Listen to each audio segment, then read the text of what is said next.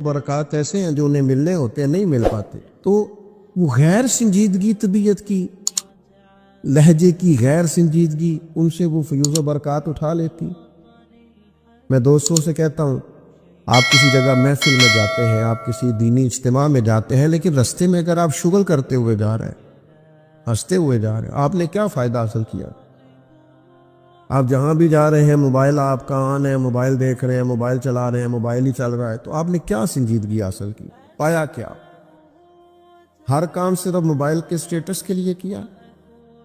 تم اگر وہ جان لیتے جو میں جانتا ہوں، اصحاب صفا کے پاس قرآن مجید کی کوئی آیت تلاوت کی گئی تو وہ رونے لگے، صحابہ رو پڑتے تھے، اللہ کے خوف سے، خشیت سے رو پڑتے تھے۔ کوئی آیت تلاوت کی گئی ہے، صحابہ صفا رو پڑے، ان کو روتا دیکھ کر حضور بھی آئے اور اللہ کے رسول کی آنکھوں میں بھی آنسو آئے، اور پھر اللہ کے حبیب علیہ السلام نے اس عمل کا اظہار فرمایا۔ حضور فرمانے لگے، جو آنکھیں رب کے خوف سے آنسو بہاتی ہیں نا، ان کو اللہ پھر دوزخ پر حرام کر دیتا، پھر وہ جہنم میں نہیں جایا کرتا۔ اللہ کے خوف سے چھلک پڑی، جذبات ابل کر باہر آ گئے۔ سعادت مند لوگ ہوتے ہیں، سعادت مند۔ حضور فرماتے ہیں قیامت والے دن اللہ کی بارگاہ سے یہ اعلان ہوگا کہ کہاں ہیں وہ لوگ جو میری رضا کے لیے آپس میں محبت کیا کرتے تھے؟ رب فرمائے گا، جب آج میرے عرش کے سائے کے علاوہ کوئی سایہ نہیں ہے تو میں انہیں اپنے عرش کا سایہ عطا کروں گا، کیونکہ وہ میری رضا کے لیے آپس میں دوستی کرتے، میری رضا کے لیے انہوں نے آپس میں محبت کی۔ تو دوستی کا سب سے پہلے تو یہ سٹیٹس بنائیں کہ اس کے اندر محض اللہ کی مرضی، اللہ کی رضا، اللہ کی رضا کے لیے ایک دوسرے سے پیار، منفعت نہ ہو اس کے اندر کوئی بھی، دنیاوی لالچ کوئی بھی نہ ہو، ہرس نہ ہو، ہوس نہ ہو، طمع نہ ہو، ذاتی مفادات نہ ہو۔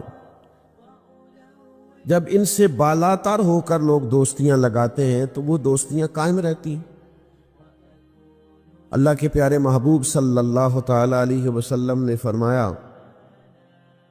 قیامت والے دن کچھ لوگ ایسے ہوں گے جن پر انبیاء اور اولیاء رشک کریں گے،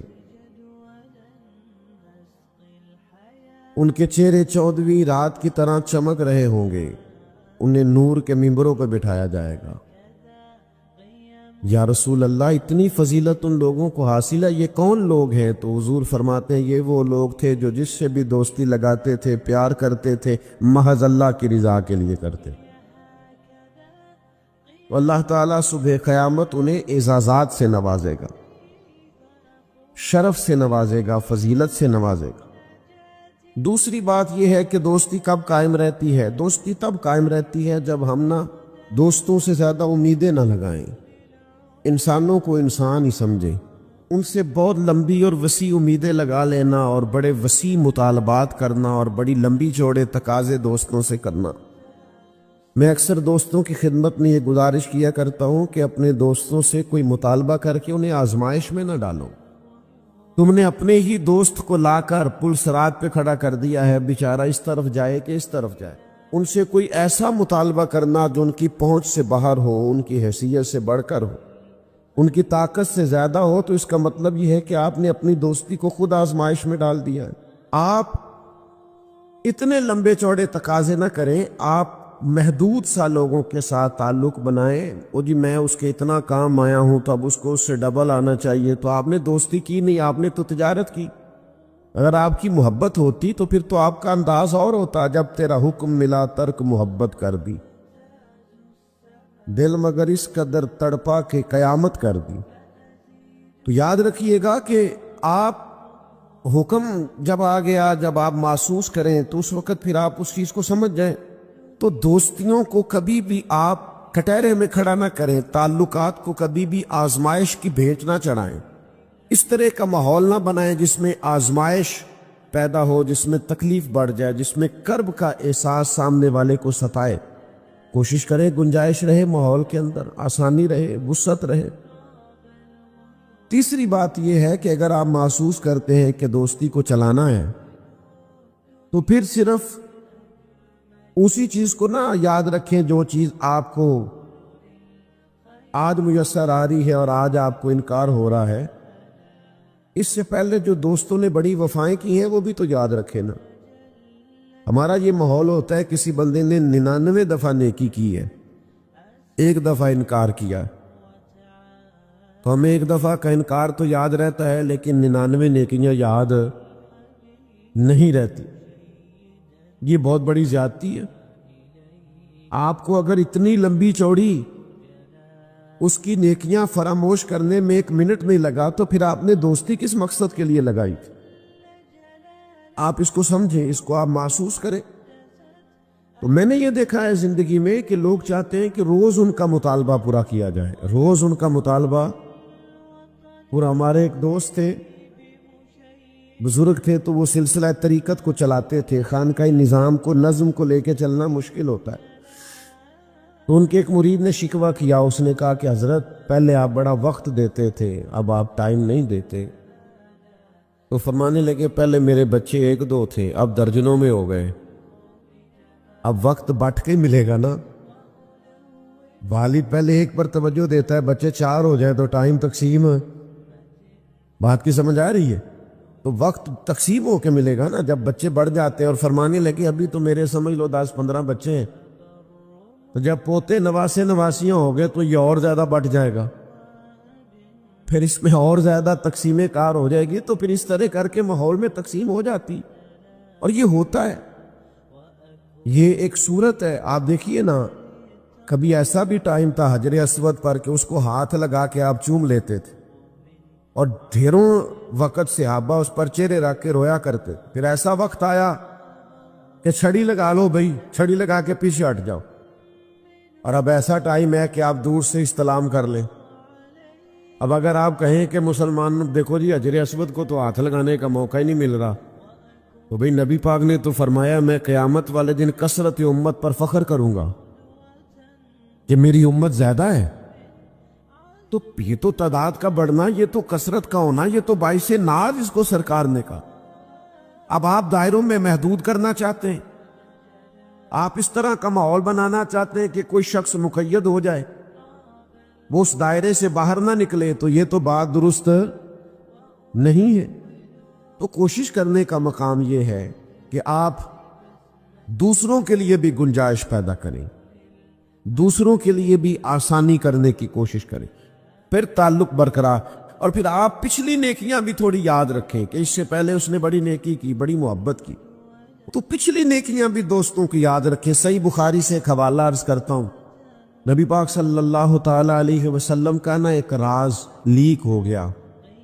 حضور مکہ مکرمہ پر حملہ کرنا چاہتے تھے، تو ایک خط لکھ کے دیا گیا ایک عورت کو کہ جا کے پہلے سے آگاہ کر دو مکے والوں کو کہ تم پر حملہ ہونے والا ہے. اس عورت نے وہ خط اپنے بالوں میں چھپایا اور وہ نکل گئی. اللہ تعالیٰ نے محبوب پاک کو اطلاع دی.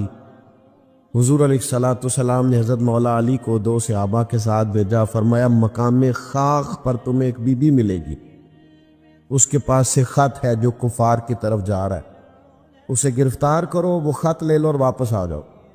حضرت مولا علی شیر خدا رضی اللہ تعالیٰ عنہ وہاں پہنچ گئے، اس خاتون کو گرفتار کر لیا، اس کو کہا وہ خط دے. وہ کہنے لگی میرے پاس تو نہیں ہے، کوئی خط نہیں. تو حضرت علی فرمانے لگے چونکہ میرے نبی نے کہا ہے تو خط تیرے پاس ہی ہے. ہاں، ساڈے نبی دی زبان ساڈے واسطے قرآن،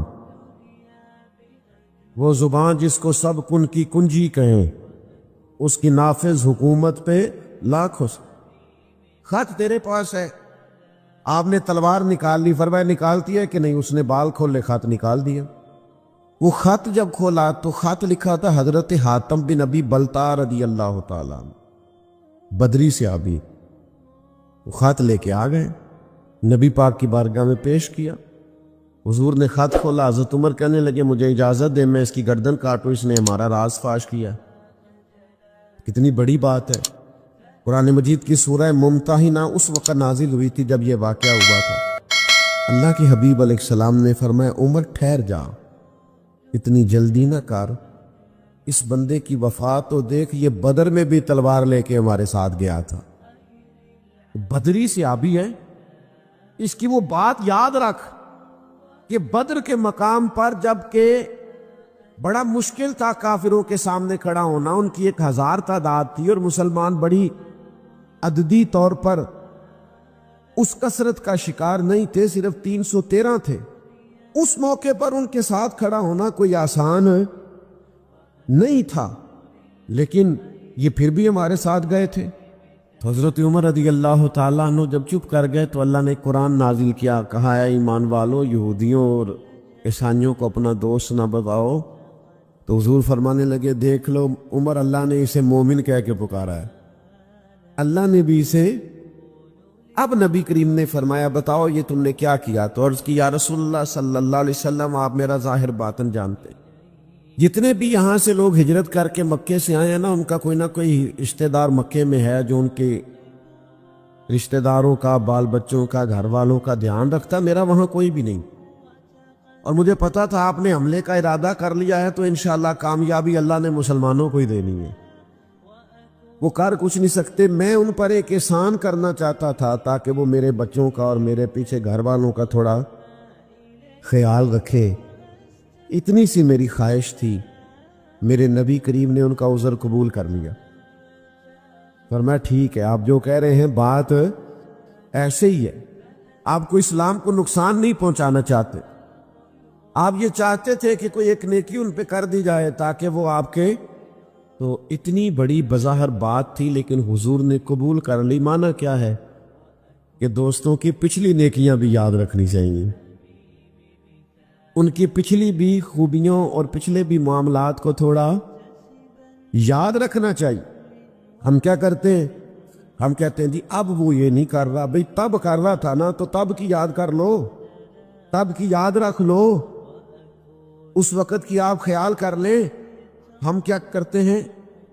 ہم 99 دفعہ کسی نے نیکی کی ہے تو ہم کہتے ہیں 100/100 چاہیے، آج بھی یہ کرے گا تو پھر تو قابل قبول ہے۔ تو اس سے کیا ہوتا ہے؟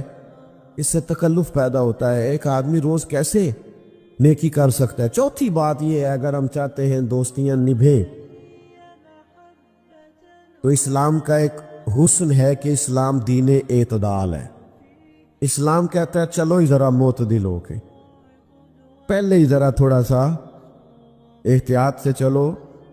ہم جب کسی بندے کے اوپر فدا ہوتے ہیں تو پھر پورے ہی فدا ہوتے ہیں، پھر تو جناب یہ بھی تیرا ہے، یہ بھی تیرا ہے، یہ بھی تیرا ہے۔ اور جب بعد میں لڑائی ہوتی ہے تو چائے کی پیالیوں کا بھی حساب کرتے ہیں کہ وہ جو وہاں جاتے ہوئے چائے پی تھی نا، اس کے پیسے بھی میں نے دیے تھے، لہذا وہ بھی میرے بنتے ہیں، واپس کر۔